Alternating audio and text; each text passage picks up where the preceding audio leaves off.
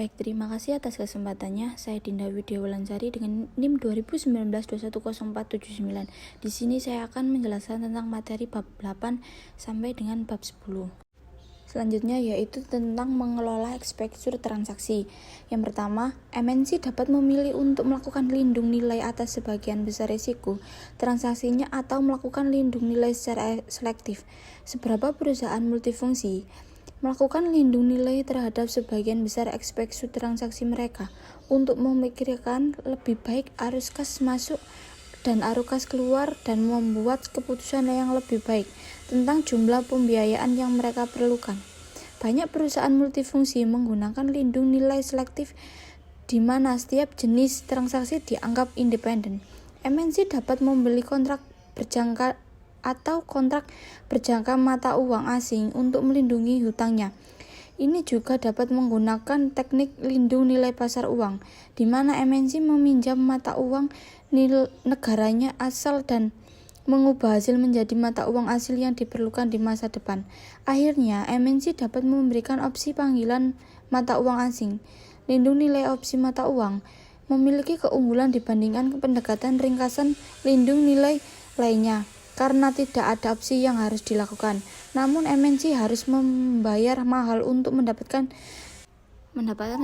pilihan mata uang. Jadi fleksibel ini ada harganya.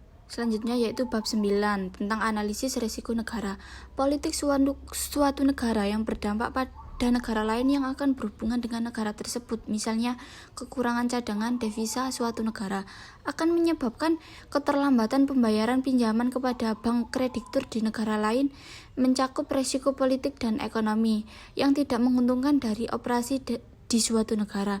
Tujuan utama dari analisis risiko negara adalah untuk meramalkan kerugian yang berasal dari risiko ini. Konstruksi risk juga mencakup konversi risk tersebut. Dan yang terakhir ada investasi asing langsung. Tujuan dari DFI sebelumnya berinvestasi di negara luar negeri. Manfaat potensial harus seimbang terhadap biaya dan risiko.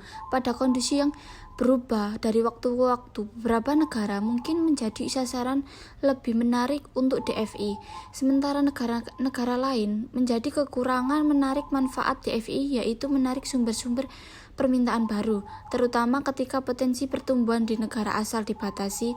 Memasuki pasar yang menguntungkan memungkinkan MNC untuk mengambil manfaat penuh dan skala ekonomi. Terus yang kedua, memungkinkan MNC untuk memanfaatkan faktor-faktor produksi dari MNC. Assalamualaikum warahmatullahi wabarakatuh. Perkenalkan, nama saya Dimas dengan NIM 560. Di sini saya akan memberi pemahaman saya tentang materi bab 8 sampai bab 10. Yang pertama di bab 8 adalah eksposur ekonomi dan eksposur translasi. Nah, untuk eksposur ekonomi ini dapat dikelola dengan menyeimbangkan sensitivitas dari pendapatan dengan sensitivitas dari biaya terhadap fluktuasi nilai tukar. Lalu ada eksposur translasi. Nah, di sini itu dapat dikurangi dengan menciptakan posisi short dalam falas yang digunakan untuk mengukur laba anak perusahaan. Lalu di bab 9 sini ada analisis risiko negara. Analisis risiko negara ini merupakan potensi risiko sistematis yang dimiliki suatu negara di mana investasi dilakukan. Lalu risiko ini dapat didefinisikan sebagai suatu bahaya yang dapat terjadi sebagai akibat dari suatu proses yang sedang berlangsung atau kejadian yang akan datang. Lalu selanjutnya di bab 10 ada investasi asing langsung. Investasi langsung ini adalah suatu proses di mana penduduk di satu negara asal memperoleh kepemilikan aset untuk tujuan mengendalikan produksi, distribusi, dan kegiatan lain dari perusahaan di negara lain. Mungkin itu saja yang dapat saya sampaikan, dan itu yang dapat saya sampaikan, kesimpulan yang dapat saya sampaikan. Mungkin itu saja. Terima kasih.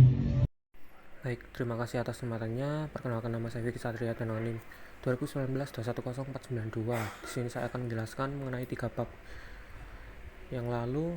Yang pertama mengenai exposure ekonomi dan exposure transaksi. Exposure ekonomi sendiri dapat didefinisikan sebagai sejauh mana nilai perusahaan akan dipengaruhi oleh perubahan tak terduga dalam nilai tukar. Dan exposure ekonomi ini dapat dikelola dengan menyeimbangkan sensitivitas pendapatan dan pengeluaran untuk dipertukarkan fluktuasi tarif. Lalu untuk exposure transaksi ini didefinisikan sebagai potensi peningkatan atau penurunan nilai bersih perusahaan induk dan laba bersih yang dilaporkannya, yang disebabkan oleh fluktuasi kurs sejak tanggal laporan keuangan konsolidasian periode sebelumnya. Exposure transaksi ini dapat dikurangi dengan menjual mata uang asing yang digunakan untuk mengukur pendapatan anak perusahaan. Lalu pada bab selanjutnya yaitu mengenai country risk analysis. Sebelum itu, resiko negara sendiri merupakan resiko yang timbul karena perubahan ekonomi atau politik suatu negara yang berdampak pada negara lainnya. Lalu, mengapa analisis resiko negara itu penting? Resiko negara adalah potensi atau kemungkinan dampak buruk dari lingkungan suatu negara pada arus kas perusahaan multinasional. Sehingga analisis resiko negara dapat digunakan untuk memantau negara-negara di mana perusahaan multinasional saat ini melakukan bisnis atau beroperasi. Jika tingkat risiko negara dari suatu negara tertentu mulai meningkat, perusahaan multinasional dapat mempertimbangkan untuk mendivestasi anak perusahaannya yang berlokasi di negara tersebut. Lalu pada minggu ke-10 itu ada yang namanya investasi asing langsung atau foreign direct investment, yang dimana foreign direct investment sendiri merupakan suatu proses di mana penduduk di suatu negara atau di suatu negara asal memperoleh kepemilikan aset untuk tujuan mengendalikan produksi, distribusi, dan kegiatan lain dari perusahaan di negara lain. Motif khas MNC yang berusaha meningkatkan pendapatan yaitu menarik sumber permintaan baru, memasuki pasar yang menguntungkan, memanfaatkan keuntungan monopoli. Lalu sedangkan motif khas MNC yang mencoba memotong biaya yaitu seperti sepenuhnya mendapat manfaat dari skala ekonomi, menggunakan faktor produksi asing, menggunakan bahan baku asing, menggunakan teknologi asing, serta bereaksi terhadap pergerakan nilai tukar. Mungkin cukup itu saja dari saya. Sekian, terima kasih. Assalamualaikum warahmatullahi wabarakatuh. Sebelumnya terima kasih atas kesempatannya. Saya Pitra Melia Restarinda dengan nomor induk mahasiswa 2019-210-506. Jadi pada kesempatan video kali ini saya akan menjelaskan mengenai ringkasan materi mulai dari bab 8 sampai dengan bab 10. Nah, pada bab 8 ini menjelaskan atau berjudul mengenai mengelola exposure transaksi. Nah, mengelola exposure transaksi ini bertujuan untuk menjelaskan bagaimana perusahaan MNC itu bisa meng-hedge exposure ekonominya, yang terdiri dari exposure ekonomi dan juga translasi ekonomi. Pada ekonomi exposure ini menunjukkan adanya dampak yang ditimbulkan dari fluktuasi nilai tukar terhadap arus kas di masa datang. Sedangkan pada translation exposure terjadi ketika suatu perusahaan MNC merubah data keuangan setiap anak perusahaan pada luar negeri ke mata uang domestik berguna untuk konsolidasi laporan keuangan. Selanjutnya pada bab 9 yang berjudul atau membahas mengenai analisis risiko negara. Nah, pada analisis risiko negara ini, politik suatu negara yang berdampak pada negara lain yang akan berhubungan dengan negara tersebut. Misalnya kekurangan cadangan devisa pada suatu negara, itu akan menyebabkan keterlambatan pembayaran pinjaman kepada bank kreditur di negara lain. Nah, negara yang mencakup resiko politik dan juga ekonomi yang tidak menguntungkan dari operasi di suatu negara.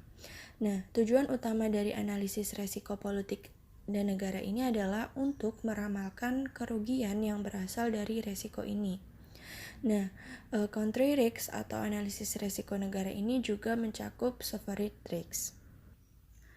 Selanjutnya, saya akan memasuki pada bab 10. Nah, bab 10 ini menjelaskan mengenai investasi asing langsung. Nah, tujuan dari DFI atau Direct Foreign Investment itu adalah berinvestasi di negara luar negeri. Nah, manfaat potensial harus bisa seimbang terhadap biaya dan juga resiko pada kondisi yang berubah dari waktu ke waktu. Nah, untuk beberapa negara mungkin menjadi sasaran lebih menarik untuk DFI, sementara di negara-negara lain menjadi kurang menarik. Nah, manfaat DFI sendiri adalah menarik sumber-sumber permintaan baru, terutama ketika potensi pertumbuhan di negara asal dibatasi.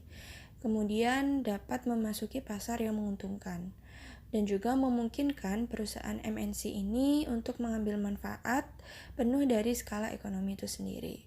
Dan yang terakhir, manfaat dari DFI adalah memungkinkan perusahaan MNC untuk bisa memanfaatkan faktor-faktor produksi luar negeri. Baik, sekian presentasi mengenai rangkuman dari bab 8 sampai dengan bab 10. Kurang lebihnya saya mohon maaf. Wassalamualaikum warahmatullahi wabarakatuh.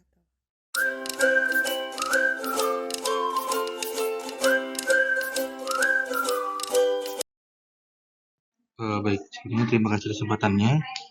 Di sini managing economic exposure and transaction exposure. Exposure ekonomi dapat dikelola dengan menyimpangkan sensitivitas pendapatan dan beban terhadap fluktuasi nilai tukar. Untuk mencapai prestasi ini, perusahaan pertama-tama harus mengenali bagaimana pendapatan dan pengeluarannya dipengaruhi oleh fluktuasi nilai tukar. Untuk beberapa perusahaan, pendapatan lebih rentan terhadap efek ini. Perusahaan-perusahaan seperti itu paling khawatir bahwa mata uang negara asal mereka akan berapresiasi terhadap mata uang asing, karena efek yang tidak menguntungkan pada pendapatan akan lebih dari mengimbangi efek yang menguntungkan pada biaya. Sebaliknya, perusahaan yang pengeluarannya lebih sensitif terhadap nilai tukar daripada pendapatan mereka paling khawatir bahwa mata uang negara asal mereka berdepresiasi terhadap mata uang asing.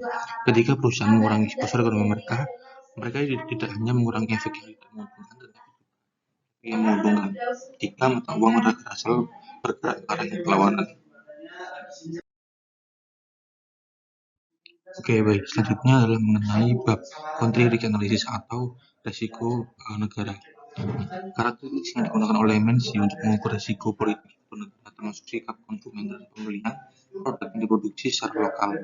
Tindakan tuan rumah terhadap MNC ini merupakan pembukaan transfer dana, misalnya inkonvertibilitas mata uang, inkonvertibilitas perang, masalah birokrasi dan korupsi. Dan ada beberapa karakteristik ini itu dapat meningkatkan biaya bisnis internasional. Nah, karakteristik yang digunakan oleh MNC ini untuk mengukur risiko keuangan suatu negara adalah misal menggunakan PDB, suku bunga, nilai tukar, dan nilai inflasi. Kemudian teknik yang bisa digunakan oleh MNC untuk mengukur risiko negara dapat menggunakan pendekatan daftar periksa, teknik Delphi, analisis kuantitatif, dan kunjungan inspeksi. Karena di sini menurut pendapat saya bahwasanya karena tidak ada satu teknik pun yang mencakup semua aspek negara. Kombinasi teknik ini dapat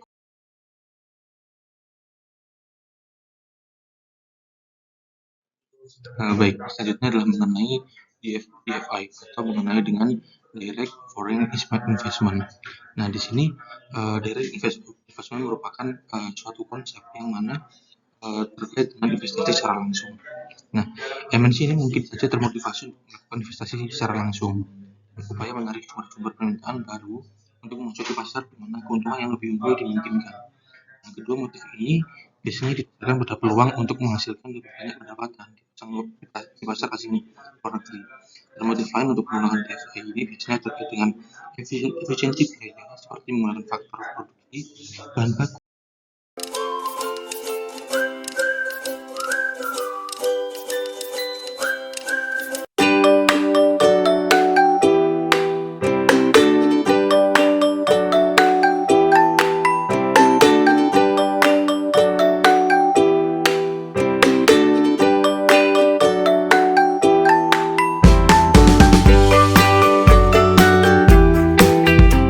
Assalamualaikum warahmatullahi wabarakatuh.